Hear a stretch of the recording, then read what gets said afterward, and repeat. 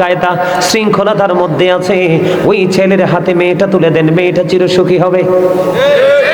এখন তো আমরা যে চামড়ার সৌন্দর্য খুঁজি, এই চামড়ার সৌন্দর্য বেশি দিন টেকে না।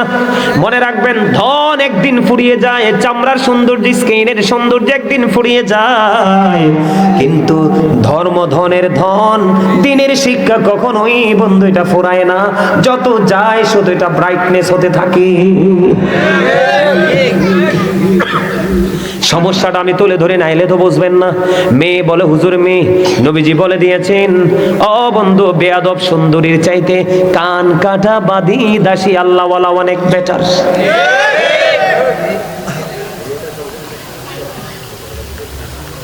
কে? কান কাটা বাঁধি দাসী, ঠিক কিনা বলেন? সময় কি বেশি হয়ে গেল নি? আমি তো ভাবছি 1 ঘন্টা আলোচনা করব।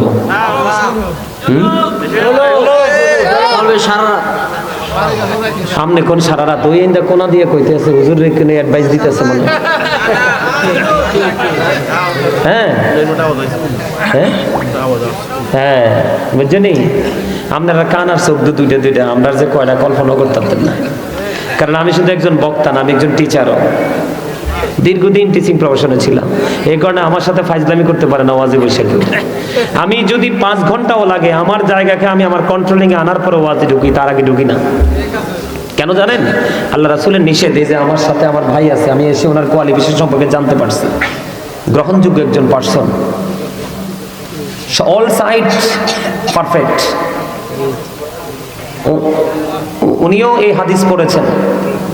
নবীজি বলে দিয়েছেন, যেখানে মানুষের মানসিকতা নাই সেখানে ওয়াজ করো না, বন্ধ করে দাও। কথা কি বুঝতে পারছেন? তো মোটামুটি এখন একটু ভালো লাগে না? আস্তে আস্তে মানুষটি আইতেছে না? আলহামদুলিল্লাহ, আলহামদুলিল্লাহ। এই তোমরা কি পিছনে যারা বইছো বিরিয়ানির জন্য আইছো না ওয়াজ শুনতে আইছো? হ্যাঁ, ওয়াজ ওয়াজ। মাশাআল্লাহ, দাত্রী আপনার দেশ কোন অনেক সুন্দর। দাত্রী এখনো দেখা যায়। এই মিয়া একটু হাসার জন্য বলছি, অনেকে দেখছি গোমরা পুকে হুতুম পেছার মতো বসে রয়েছে। বলে হুজুর এইভাবে কথাটা বললেন কেন? নবীজির হাদিস, নবীজি বলতে যেই মানুষ গোমরা মুখে থাকে ওই মানুষ নাকি হার্ট অ্যাটাক করে মারা যায়। আর যেই মানুষ সবসময় হাসি খুশি ফ্রি থাকে, নবীজি বলেছেন তার জীবনটা একটু সুন্দর এবং স্বাভাবিক থাকে। নবীজি সুখী থাকার জন্য, সুন্দর থাকার জন্য, অনেক সুস্থ থাকার জন্য অনেকগুলো অপশন দিয়েছেন। এর মধ্যে একটা অপশন হলো হাসি খুশি। সুবহানাল্লাহ বলেন না? আর যারা বলেন সুবহানাল্লাহ। এবার আসেন, আমি আমার ওয়াজ গুছাই ফেলতেছি। মেয়েদের এদিকে তাকাবেন বন্ধু, অনেক বেশি সুন্দরী, অনেক বেশি ধনীর বেটি, কিন্তু আল্লাহওয়ালা না। আপনি অনেক ধনী হোক, অনেক সুন্দরী হোক, যদি আল্লাহওয়ালা না হয় আপনি এটাকে বউ করে ঘরে আনিয়েন না। যদি বউ করে ঘরে আনেন তাহলে এইটা এনেই বন্ধু, ওই তেঁতুল গাছ লাগাইলে যেমনি তেঁতুল ধরে, এইটা আসলে আপনার ঘরে তেঁতুলের মতোই বাচ্চা আসবে। এটা কথা শুনবে না। কথা কন না কেন? এটা আপনাকে আমাকে বুঝে নিতে হবে।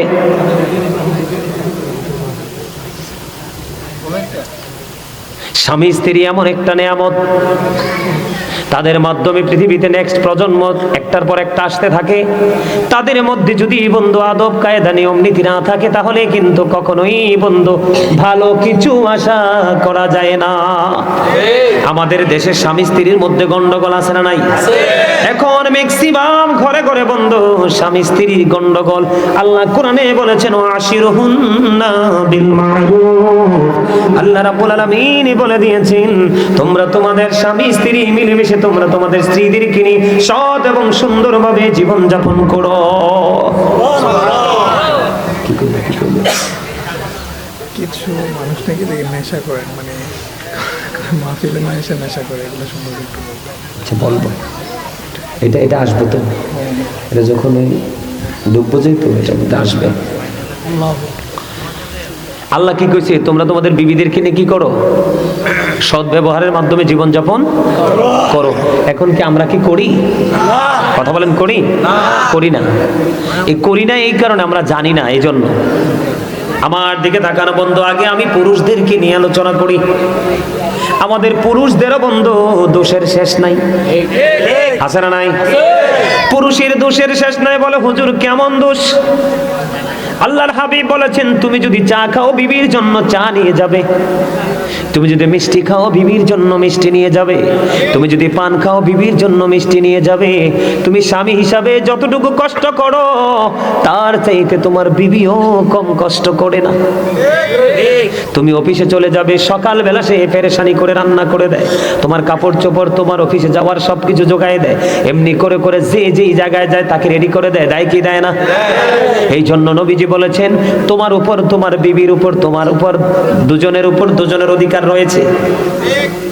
তোমরা কি করো? একজন তুমি যেটা করবে, তোমার জন্য কোনো কাপড় কিনলে বিবির জন্য কাপড় কিনো। তোমরা মনে রাখবে, আল্লাহর হাবিব বলে দিয়েছেন, নারীদেরকে বাঁকা হাড্ডি দিয়ে তৈরি করা হয়েছে। কি দিয়ে? পাঁজরের বাঁকা হাড্ডি দিয়ে নারীদেরকে তৈরি করা হয়েছে। নারীদের চিন্তা বাঁকা বাঁকা। আল্লাহর হাবিব বলে দিয়েছেন, বউ যদি 100টা ভুল করে, কয়টা? আল্লাহর হাবিব বলেছেন, বিবি যদি 100টা ভুল করে, তুমি 99টা ক্ষমা করে দিও, আর একটা ভুলের জন্য তাকে শাসন করিও। কারণ একেবারে ফেলে যদি রাখো তাহলেও হবে না, আবার যদি বেশি বেশি দোষ ধরতে থাকো তাহলেও সংসার টিকবে না, ভেঙে ফেলতে হবে। এটা হলো পুরুষের দায়িত্ব। কে বলেছে? আল্লাহ রাসূল বলেছেন। কথা কয়টা? 100টা অন্যায় করলে 99টা মাফ করে দিবেন, একটার জন্য তাকে শাসন করবেন।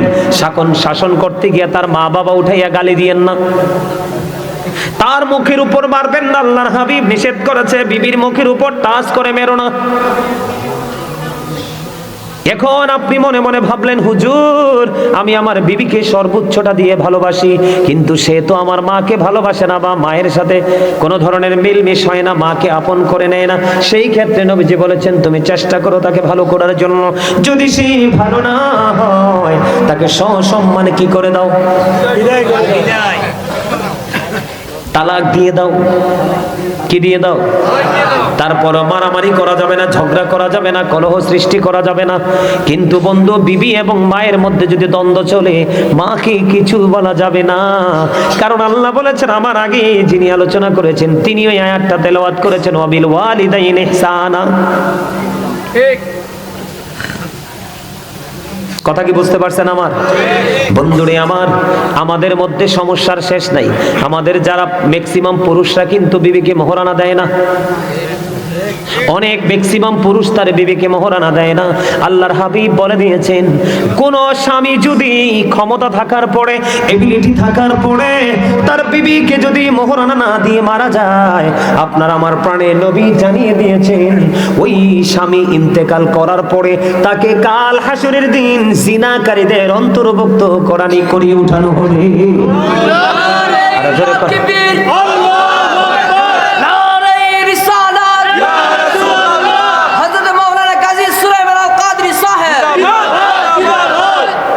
মারহাবা বলেন। আমার কথা আপনারা বুঝতে পারছেন নি? আপনি সারা জীবন কিন্তু স্বামী স্ত্রীর সম্পর্ক করে গেছেন। আপনি আপনার অহংকারের কারণে, অহমিকার কারণে আপনি আপনার বিবিকে ন্যায্য প্রাপ্যটা আপনি বুঝাইয়া দিলেন না। আল্লাহর হাবিব বলে দিয়েছেন, তুমি অপেক্ষায় থাকো, তোমার জন্য জাহান্নাম বরাদ্দ। কাল হাসরের ময়দানে জিনাকারীদের অন্তর্ভুক্ত করে তোমাকে জাহান্নামে তোলা হবে। জোরে জোরে কন্যা হুজুরিল্লাহ। এখন বিবির মোহরানা আটকায় রাখবেন নি? হ্যাঁ, আটকায় রাখবেন। এবার আসেন, আমাদের সমাজের মধ্যে কিছু ক্যারেক্টারলেস মেন অথবা পিপল আছে না নাই? চরিত্রহীন আছে না? বড় বউকে ঘরে রেখে, বাচ্চাকে ঘরে রেখে ঘুম পাড়িয়ে আরেকটা বিয়ে করে। তোমার তো বিয়ে 4টা বৈধ, কয়টা? তুমি যদি সক্ষম পুরুষ হও, তোমার বিয়ে কয়টা বৈধ?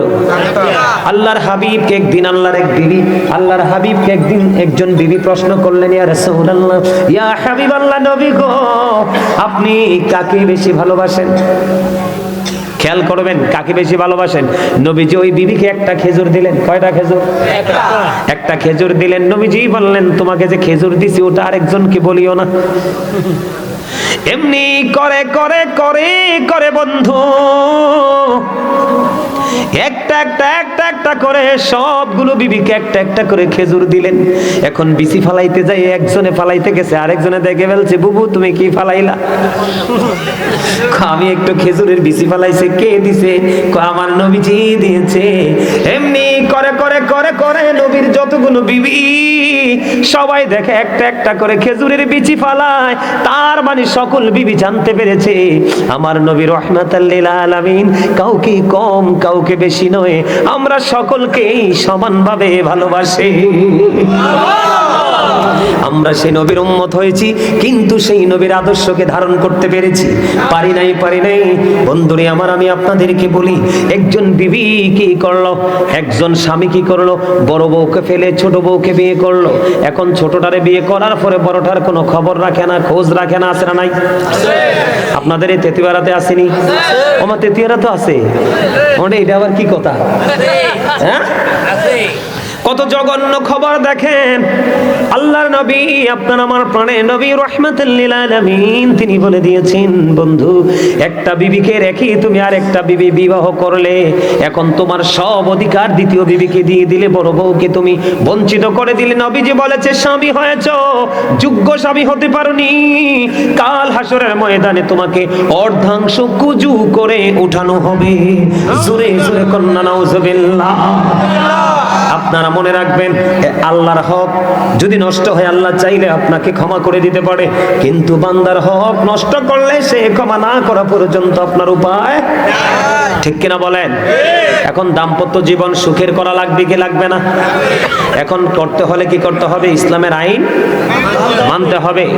বন্ধুরে, আবার আমি একটু বিবিদের কাছে যাব, স্ত্রীদের কাছে যাব। কারণ এখন আমাদের সমাজে একটা জিনিসের প্রচলন বেশি বেড়েছে। কি? সেটা হলো জামাইয়ের পকেটের টাকা নিয়ে বাবার বাড়ি পাঠায়। আছে না নাই?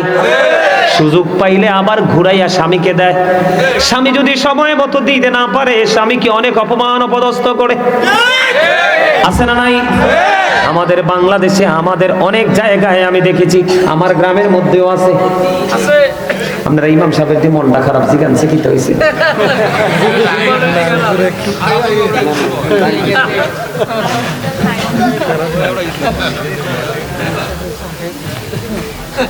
আসেনি কন্যা, আমারে আসেনি কন্যা, পকেটের টাকা চুরি করে না? স্বামীর পকেট থেকে যদি কোনো বিবি টাকা নেয়, এটাকে চোর বলা যাবে না, এটা প্রেম।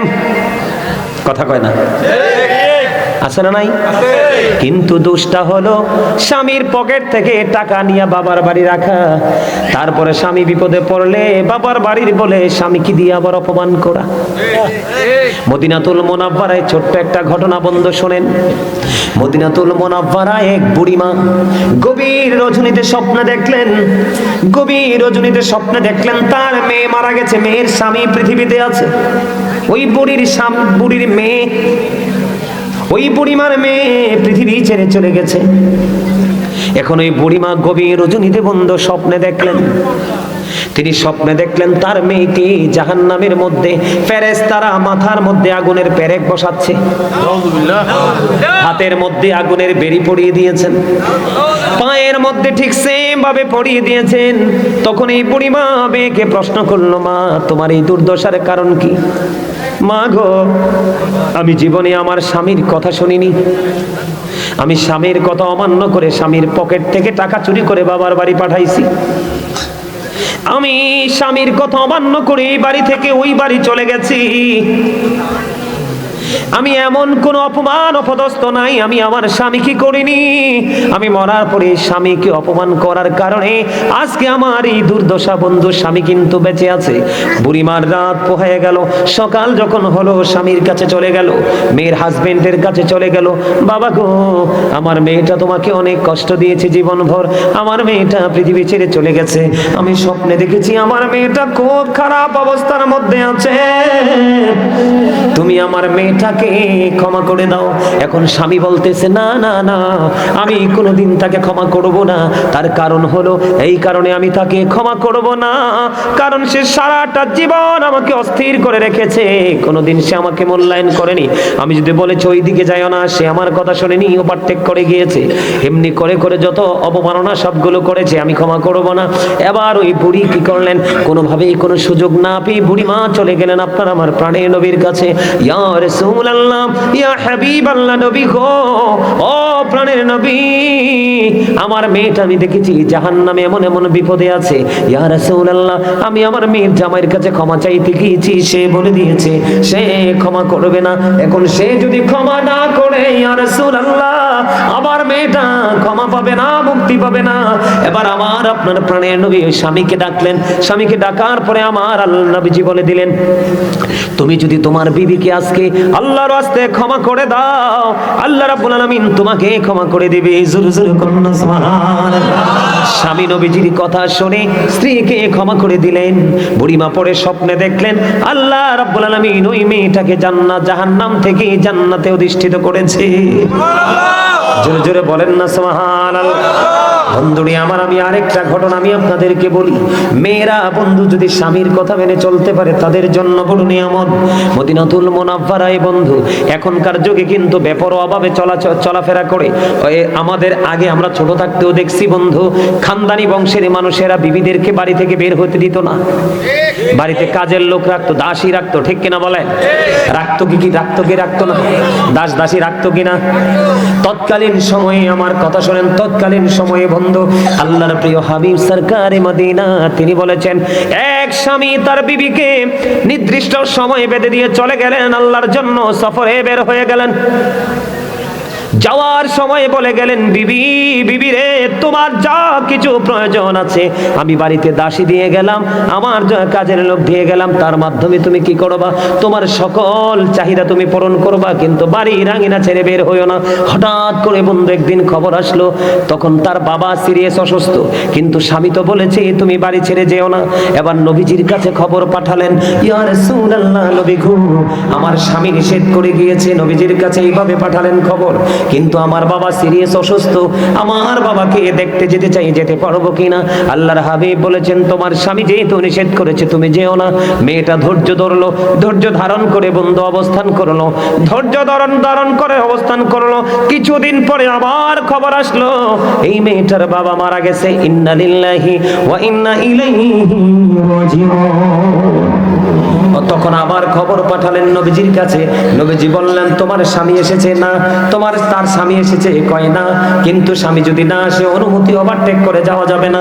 মেয়েটা কি করলেন না বন্ধুরে আমার, স্বামীর কথা অমান্য করলেন না, নবীজির কথা অমান্য করলেন না, তিনি তেনার বাড়িতে অবস্থান করলেন। বন্ধু বাবা মারা গেল, কাফন দাফন সব হয়ে গেল। গভীর রজনীতে আল্লাহর প্রিয় হাবিবের কাছে খবর চলে আসলো, নবী গো, আপনি জানিয়ে দেন ওই মেয়েটা আপনার কথা মান্য করেছে এবং স্বামীর হুকুম মান্য করেছে, এই কারণে আমি তার বাবাকে জান্নাতে দিয়ে দিয়েছি। জোরে জোরে কন্যা সুবহানাল্লাহ।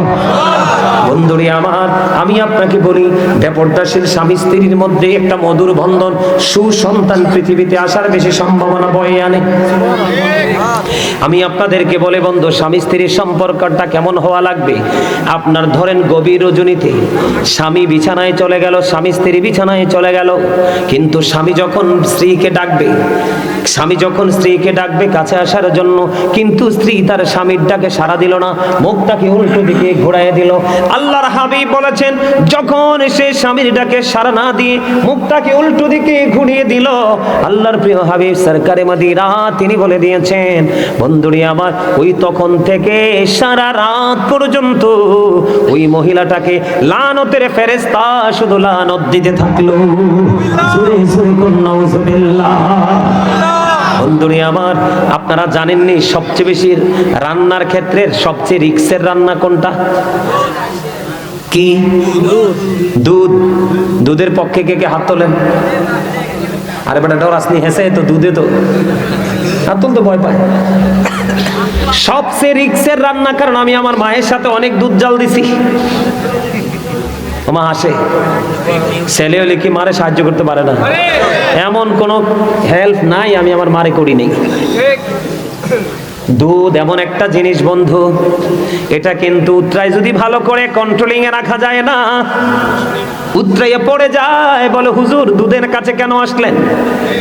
হাদিস শরীফের মধ্যে এসেছে, নবীজি বলে দিয়েছেন স্বামীর কদর বোঝানোর জন্য, স্ত্রীর কাছে স্বামীর মর্যাদা বোঝানোর জন্য, একটা স্ত্রীর কাছে তার স্বামী কতটা দামি সেটা বোঝানোর জন্য নবীজি বলে দিয়েছেন, একটা নারী যদি চুলার মধ্যে দুধ বসায়, দুধ রান্না করা অবস্থায় থাকে, আর এই অবস্থায় যদি তার স্বামী ডাক দেয়, একটা সেকেন্ডও দেরি করতে পারবে না।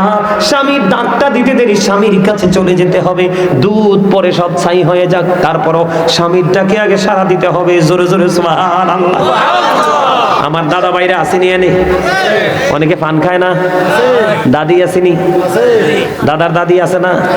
হ্যাঁ, আমার নবীজি কইতেছে কি জানেননি, যদি পান খাই অভ্যাস হয় দাদা দাদু দুজনে পান খাবেন, যদি চা খাওয়ার অভ্যাস হয় দুজনে একসাথে বসে চা খাবেন। নবীজি জানিয়ে দিয়েছেন স্বামী স্ত্রী দুজনে 1 ঘন্টা সময় বা কিছু সময় তারা যদি প্রেমের আলাপ করতে করতে পান খাক, দুধ খাক, চা খাক, কফি খাক, যেটাই খাক, নবীজি বলে দিয়েছেন 1 ঘন্টা বা কিছু সময় যদি তারা একসাথে বসে স্বামী স্ত্রী প্রেমের আলাপ করে, মহাব্বতের আলাপ করে, তাদের আমল নামায়, দুজনের আমল নামায় 1 বছরের নফল ইবাদতের সওয়াব দেওয়া হয়। এখনকার স্বামী স্ত্রী তো ইঁদুর বিড়ালের মতো, ম্যাক্সিমাম এরকম না? ম্যাক্সিমাম স্বামী স্ত্রী এখন কিসের মতো? ইঁদুর এবং বিড়ালের মতো। নাকি ভুল বললাম? আরো জোরে। আমি দেখছি এক সময় আমার নিজের চোখে এক বউ, নতুন বউ আইছে শ্বশুর বাড়ি, তা আমি গেছি বউ চাইতাম, ছোট তো বড় ইয়ে না বুঝছি, বউ চাউন যে বালা না জায়েজ নাই।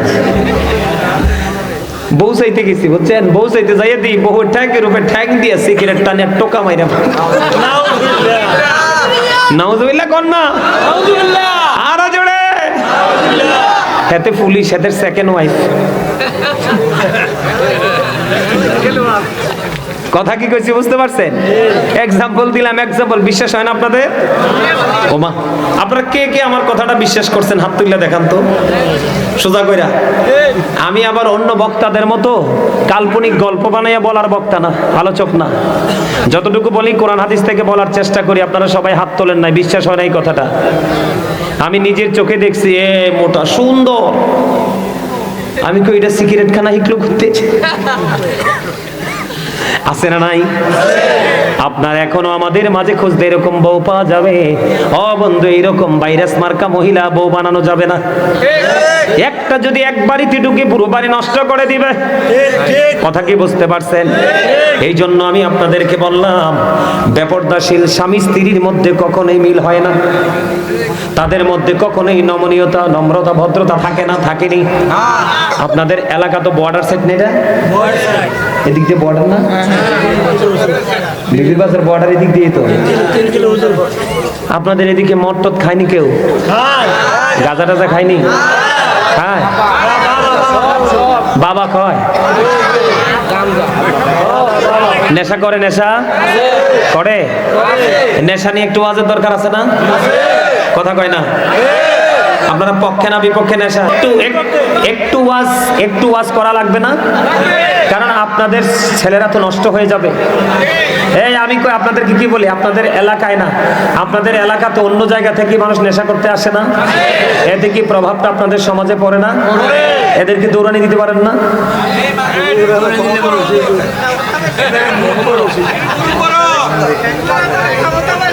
কেন বলছি জানেন? আমার কথা শুনেন।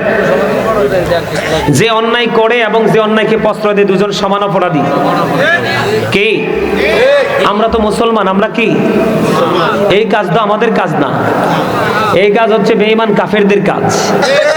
এই কাজ কার কাজ? এটা আমরা মুসলমানদের কাজ।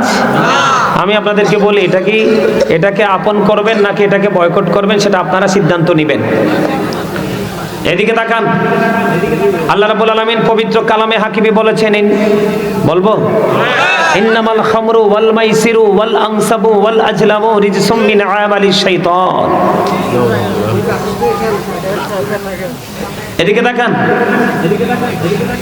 মদ, জুয়া, মূর্তি, ভাগ্য গণনা, এগুলো ঘৃণ বস্তু, শয়তানের কাজ। কার কাজ? এগুলো কার কাজ? কে বলেছে? আল্লাহ। এখন আপনারা আসেন, শয়তান কি আপনার আমার বন্ধু না শত্রু?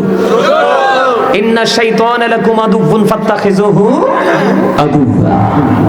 Satan is the eternal enemy of the believers. ইমানদারদের প্রকাশ্য শত্রু হলো শয়তান। কারণ মুসলমান ইমানদার যত খারাপ কাজ করে সব শয়তানের ধোঁকায় পড়ে করে। আমি আপনাদেরকে বলি, বাবা আদম আলাইহিস সালাম এবং মা হাওয়া, তারা কি জান্নাত থেকে বের হইছে না?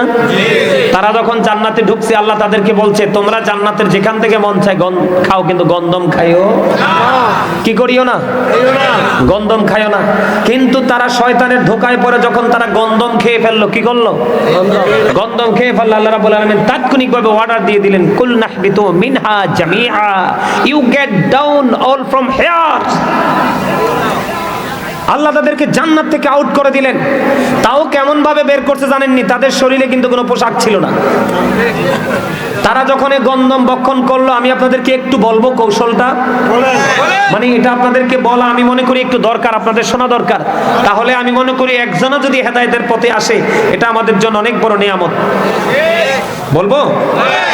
শোনেন, আমি গন্ধম গাছটার উৎপত্তি স্থল, গন্ধম গাছটা কোত্থেকে তৈরি হয়েছে এটা একটু বলি। এটা বললে আপনি মদ, গাঁজা, শয়তানের কৌশল, এগুলো একটু কতটা ঘৃণ্য জিনিস বুঝতে পারবেন। সম্মানিত উপস্থিতি, যখন আদম ও সফিউল্লাহকে সৃষ্টি করা হয়েছিল, বানাইছিল আল্লাহ, এক একজন এক এক রকম মত দিছে, এক একটা রিওয়ায়াতে এক এক রকমের বর্ণনা আসছে। কেউ বলেছে 40 দিন, কেউ বলেছে 40 বছর, কেউ বলে 40,000 বছর পরে আদমের দেহে রূহ দেওয়া হয়েছে। কি দেওয়া হয়েছে? আদমকে সব ফেরেশতারা দেখে দেখে দেখে দেখে প্রশংসা করেছে। যাকে আল্লাহ রাব্বুল আলামিন বানাইছেন মুআল্লিমুল মালাইকা, যাকে ফেরেশতাদের লিডার বানাইছে। কি বানাইছে? লিডার বানাইছে। তাকে আল্লাহর আরশের পাশে স্থান দিয়েছে। যখন সে জানতে পারলো আল্লাহ রাব্বুল আলামিন আদমকে বানাবে, তখন সে ফেরেশতাদেরকে প্রশ্ন করেছিল, আল্লাহ নাকি আদম বানাবে, আদম বানালে তোমরা কি আমাকে ভালোবাসবে নাকি নতুনটাকে? তখন ওই ফেরেশতারা বলেছিলেন, আল্লাহ যাকে অর্ডার করবে তাকে আমরা মানবো। তখন ওই মুআল্লিমুল মালাইকা পরে যেটা শয়তান হইছে, এটার একটু গায়ে লাগছে। তো সবাই দেখে আদম ও সফিউল্লাহকে দেখে প্রশংসা করেছে। কিন্তু এই শয়তান কি করছে, যখন আদমের বডিতে গেছে, আদমের বডিটাকে বিচরণ করেছে, দেখেছে। কিন্তু আদমের বডিতে একটা বদ্ধ কোঠা ছিল। কি ছিল? বদ্ধ কোঠা ছিল। সব জায়গায় ঢুকতে পারছে, কিন্তু বদ্ধ কোঠায় ঢুকতে পারে, কারণ এটা রুহের জগৎ, অত্যন্ত পবিত্র জগৎ, এখানে শয়তান ঢুকতে পারে নাই। আমি এইখান থেকে বের হয়ে আইসাই সে থুতো ফালাইছে। নাউজুবিল্লাহ বলেন। মানে আদম ও সফিউল্লাহর এই বডিটাকে দেখা সে বের হইল। বের হইয়াই সে আপনার আদমকে দেখে ঘৃণা করে এই শয়তান থুতো ফালাইছে। এই থুতো ফালানোর সাথে সাথে থুতো থেকে কুকুর জন্ম হয়েছে। এই কারণে কুকুর সৃষ্টি জগতের মধ্যে সবচেয়ে নাপাক। এই যে শয়তান আদমের বডিতে ঢুইকা যে বিচরণ করছে, যে ময়লা, এই বিচরণের ময়লাগুলো ভিতর থেকে বের করে যেই জায়গার মধ্যে পুঁতে রেখেছিল, ময়লাগুলো থেকে স্তূপ থেকে কয়দিন পর একটা গাছ উঠছে, এটাই গন্ধ। নাউজুবিল্লাহ বলেন। এটাই কি? গন্ধম। এটা তো নিকৃষ্ট জিনিস। আপনার এই গন্ধমে আল্লাহ রাব্বুল আলামিন জান্নাতে যখন আদম হাওয়াকে থাকতে দিলেন, বলেছেন তোমরা যেখান থেকে মন চায় সেখান থেকে খাইও, কিন্তু গন্ধম খাইও না। শয়তান তো কোনোভাবে, কারণ শয়তান তো জান্নাতে ছিল, দেখছে, এখন তারা না ওইখান থেকে বের করে দিছে। আদম আলাইহিস সালামকে দেখে ঘৃণা করেছে, সে মানতে রাজি না, আদমকে সেজদা করতে রাজি না। আল্লাহ তাকে চির অভিশপ্ত করে তো এখান থেকে আউট করে দিল। তখন শয়তান আল্লাহকে বলেছে, আল্লাহ তোমার ইজ্জতের কসম, তোমার বান্দাকে পথভ্রষ্ট করব। কি করব? এখন সেই কাজ তো শুরু করে দিছে। এখন শয়তান তো কোনোভাবেই জান্নাতে ঢুকতে পারতেছে না। পরে অনেক কৌশলে সে জান্নাতে ঢুকলো। ঢুইকা যায় এই গন্ধম গাছের নিচে কান্না শুরু করছে। কি শুরু করছে? কান্না শুরু করছে। কান্নার আওয়াজ শুনে মা হাওয়া গেছে। যাওয়ার পরে মা হাওয়া যায় জিজ্ঞেস করলো, তুমি কান্দো কেন? কয় আমার কান্নার কারণ হলো এত সুন্দর সুখের জায়গা, এত সুন্দর নিয়ামতের জায়গা তোমার জন্য বরাদ্দ হলো, আমি কান্দি এই জন্য কারণ তোমরা কিছুক্ষণের মধ্যে অথবা কিছু দিনের মধ্যে জান্নাত থেকে বের হয়ে যেতে হবে। কয় কেন রে, কেন রে? কয় আমি তো এই জায়গা থেকে বের হব না। তখন ওই শয়তান বলতেছেন, যদি তুমি এখান থেকে বের হতে না চাও তাহলে এই গাছের ফল যদি খাইতে পারো তাহলে চিরস্থায়ী ভাবে থাকতে পারবা। নাউজুবিল্লাহ বলেন না। এবার মা হাওয়া কি করলেন? মা হাওয়া কি করলেন? ওই গন্ধম খাইতে চাইলেন। দেখেন শয়তান কত ইন্টেলিজেন্ট। এবার ডাক দিয়ে বললেন, না না, তুমি একা থাকলে লাভ হইব কি? তোমার স্বামী যদি না থাকে, তুমি একা একা খাইও না, তুমি তোমার স্বামীর কাছে নিয়ে চলো। এবার বন্ধু আদম সফিউল্লাহর কাছে নিয়ে আসলেন। আদম সফিউল্লাহর কাছে নিয়ে আসার পরে আদম বন্ধু তন্দ্রাচ্ছন্ন ছিল, তখনই গন্ধম খাইতেছিলেন। তখনই বুঝতে পারলেন যে তিনি হারাম জিনিস খাচ্ছে। এই যে এখানে পুরুষের আসেনি একটা জিনিস, আদম এখানে টিপ দিয়ে ধরেছিলেন, তখন থেকেই বন্ধু পুরুষের এটা বের হইছে। আসেনি এটা? এই জন্য আমি আপনাদেরকে বললাম, যখন এই দুজন মিলে এই গন্ধম ভক্ষণ করলো, আল্লাহ রাব্বুল আলামিন জান্নাতি পোশাকগুলো খুলে নিল। এরপরে অর্ডার করলেন, তোমরা এখান থেকে বের হয়ে যাও। জান্নাত থেকে বন্ধু বের হয়ে গেল। ঠিক তেমনি ভাবে এই পৃথিবীর মুসলমান যুগে যুগে যুগে যুগে শয়তান ইমানদারদেরকে পথভ্রষ্ট করার জন্য পায়তারা করবে। শয়তান বলেছে, আল্লাহ আমি তোমার বান্দাকে ওই পর্যন্ত, আমি তোমার বান্দাকে ওই পর্যন্ত পথভ্রষ্ট করতে থাকবো যেই পর্যন্ত তার দেহে প্রাণ আছে। আল্লাহ ডাক দিয়া বলে, শয়তান তুমিও শুনে রাখো, আমি আমার ওই বান্দাগুলোকে ওই পর্যন্ত ক্ষমা করতে থাকবো যেই পর্যন্ত আমার বান্দা আমার কাছে ক্ষমা চাইতেই থাকবে।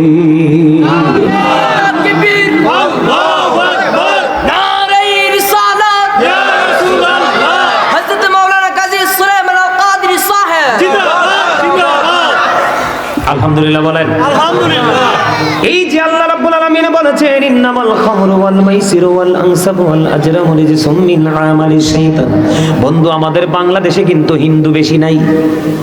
কথা বলেন না কেন? হিন্দু কিন্তু বেশি নাই। আপনি যখন আমাদের হিন্দু পূজা মণ্ডপে পূজা হয়, আপনি দেখবেন ম্যাক্সিমাম মুসলমানের বাচ্চা।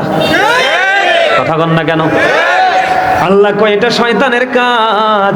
তুমি শয়তানের কাজে নিজেকে ইনভলভ করে ফেলেছো, যুক্ত করে ফেলেছো। তুমি শয়তানের কাজে যুক্ত হয়েছো। জুয়া খেলা এটা শয়তানের কাজ, আল্লাহর কাজ না। মদ খাওয়া এটা শয়তানের কাজ, এটা আল্লাহর কাজ না। আপনারা খেয়াল করে দেখেন, আমি যতগুলো বক্তব্য শুরু থেকে দিয়েছি, একটারও কি ধারে কাছে মুসলমান আছে? সবগুলো থেকে দূরে চলে গেছে। এদেরকে কি মুসলমান বলা যায়?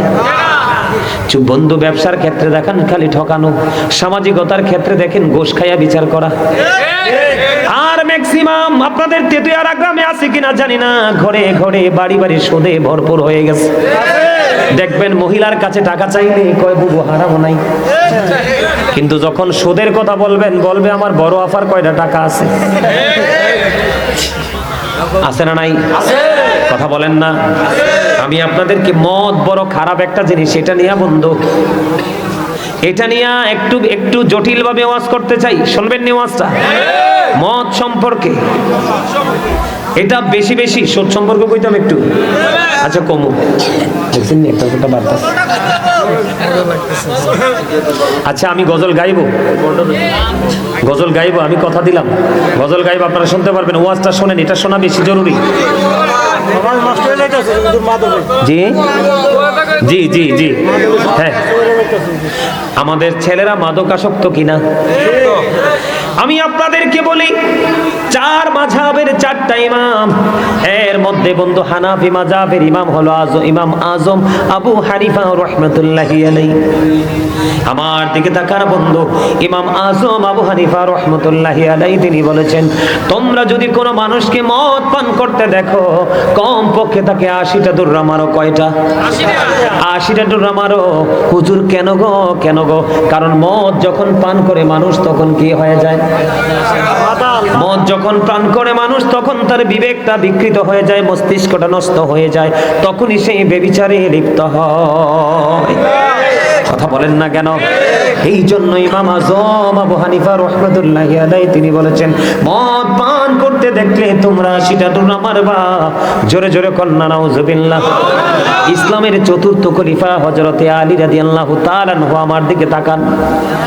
ইসলামের চতুর্থ খলিফা হযরতে আলী, ও বন্ধু, তিনি কি বক্তব্য দিয়েছেন? যাকে বলা হয়েছে, আমার নবী বলেছেন, আনা মাদিনাতুল ইলমি ওয়া আদিউন বাবুহা। আমার নবী বলেছেন, I am a city of education, the gate of that city is Ali. আমার নবী বলেছেন, আমি হলাম শিক্ষার শহর, আর সেই শহরের দরজা হলো আমার আলী। এবং পাক পাঞ্জাতনের একজন সদস্য এবং একজন সাহাবী, চতুর্থ খলিফা। ঠিক কিনা বলেন? আমার দিকে তাকান। মদ এত বড় ঘৃণ্য এবং জঘন্য জিনিস। হযরতে আলী তিনি বলেছেন, কোন দরিয়ার মধ্যে যদি একটা ফোঁটা মদ পড়ে, কোন দরিয়ার মধ্যে যদি একটা ফোঁটা মদ পড়ে রে, এই দরিয়ার পানি শুকিয়ে গেলে কোনোদিন আমি আমার এই দরিয়া থেকে ঘাস উঠাইয়া আমি আমার পশুকে খাওয়াবো না। নাউজুবিল্লাহ বলেন না। এই দরিয়ার উপরে যদি বিশাল একটা মিনারা তৈরি করা হয়, এই মিনারায় দাঁড়াইয়া আমি আলী কোনদিন আযান দিব না। মদ এত বড় নিকৃষ্ট জিনিস, নেশা এমন একটা নিকৃষ্ট জিনিস বন্ধু, এটা সমাজকে ধ্বংস করে, নিজের ফিউচারকে ধ্বংস করে দেয়, সমাজকে ধ্বংস করে দেয়। এই জন্য সামাজিক দায়িত্ব যারা পালন করেন তারা শক্ত হাতে পালন করতে হবে।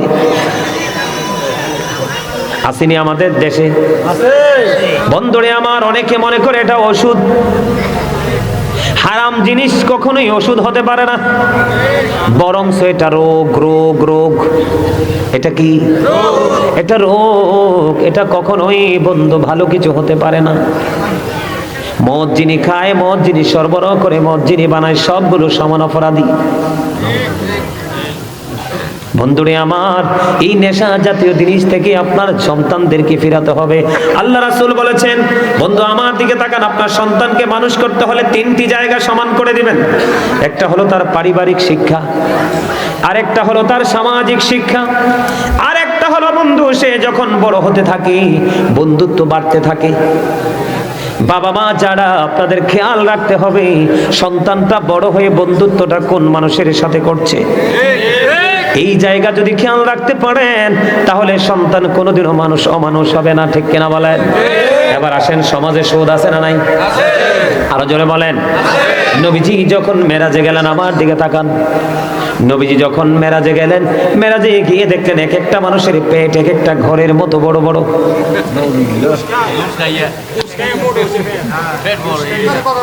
এক একটা মানুষের পেট এক একটা ঘরের মতো বড় বড়।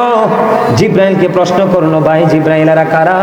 এবার জিব্রাইল উত্তর দিয়েছেন, ইয়া রাসূলুল্লাহ, এরা হলো দুনিয়ার সুদখোর। হযরতে সামুর ইবনে জুনদুব রাদিয়াল্লাহু তাআলা আনহু থেকে হাদিস বর্ণিত। আমার দিকে তাকান।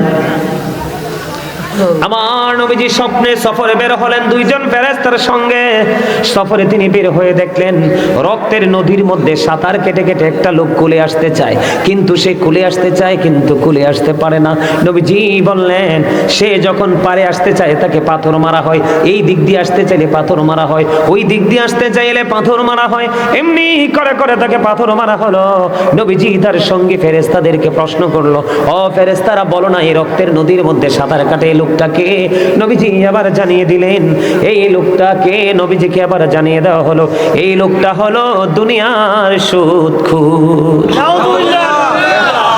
আপনার সমাজে সুদখোর আসেনি? এটার লগে ওঠা বসা, চলা ফেরা, বিয়া শাদী, কাজ কর্ম, লেনদেন সব বয়কট করতে হবে। নবীজির হাদিস, আমার দিকে তাকান, যে সুদ খায়, যে সুদ দেয়, যে সুদের স্টাম্প লেখে, যে সুদের সাক্ষী থাকে, সে যে সুদের টাকা নিয়োজিত কালেক্ট করার জন্য নিয়োজিত থাকে এবং সুদখোরের বিচার বসাইয়া সাপোর্ট দিয়ে সুদখোর থেকে বন্ধু কি করে, সুদখোর থেকে টাকা নিয়ে সে সুদখোরের টাকা আদায় করার জন্য নিয়োজিত কর্মচারী হিসাবে নিজেকে নিয়োজিত রাখে, সবাইকে সমান অপরাধী বলে আখ্যায়িত করা হয়েছে। আল্লাহর হাবিব বলেছেন,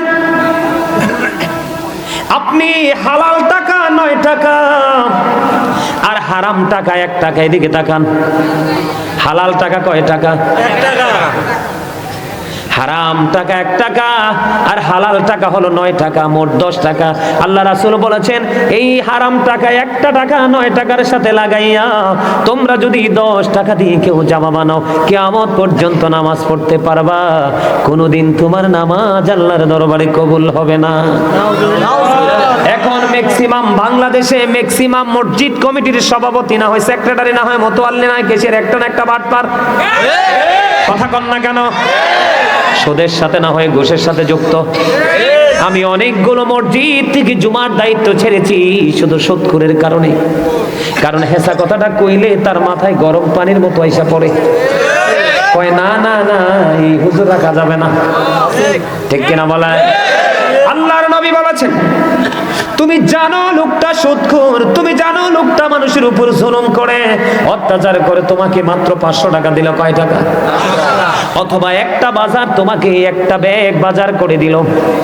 নবীজি বলেছেন, তুমি জেনে শুনে বুঝে কোন অপরাধী থেকে যদি তুমি কিছু সুবিধা নিয়ে যদি তুমি তাকে সমর্থন দিয়ে যদি তাকে উৎসাহিত করে থাকো, নবীজি বলেছেন সে আর মুসলমান থাকে না, সঙ্গে সঙ্গে সে মুসলমান থেকে খারিজ হয়ে যায়। এখন তো সিটার বাটপারের লগে মানুষ বেশি, এটা কিয়ামতের আলামত। নবীজি বলেছেন কিয়ামত যখন নিকটে আসবে, নবীজি বলেছেন কিয়ামত যখন নিকটে আসবে, সত্যবাদীদের মর্যাদা কমে যাবে, সত্য কথা শোনার মানুষ থাকবে না, মিথ্যাবাদীকে মানুষ সম্মান করবে, মর্যাদা করবে। আমাদের সমাজে সুদখোর আছে না নাই? সুদের লেনদেন আছে না নাই? তো এগুলো কি করা যাবে? যাবে করা? এদিকে তাকান, আপনাদের সমাজে দুর্ব্যবহার আছে না নাই? আছে না নাই? এসা করে কোন আছে? বলবো দুর্ব্যবহার নিয়ে একটু ওয়াজ করবো। আপনাদের এলাকাতে একজন আরেকজনকে বিপদে ফেলানোর জন্য রাস্তায় বেড়া দেনি? একজনের সামনে দিয়ে আরেকজনের ঘর উঠায়নি? উঠায়? এই ব্যবহার নিয়ে একটু ওয়াজ করা দরকার। আমার দিকে তাকান, বুখারী শরীফের হাদিস। আপনার আমার প্রাণের নবী কি বলেছে? এক ব্যক্তির দিকে ইশারা করে বললেন, ইয়া রাসূলুল্লাহ, ওই লোকটা অনেক বেশি নামাজ পড়ে, অনেক বেশি দান সাদকা করে, কিন্তু নবী গো তার ব্যবহার ভালো না। নবীজি বলেছেন সে জাহান্নামী। বিষয়টা খেয়াল করছেন? আমাদের মধ্যে অনেক নামাজি আছে না, নামাজ পড়ে সাইরে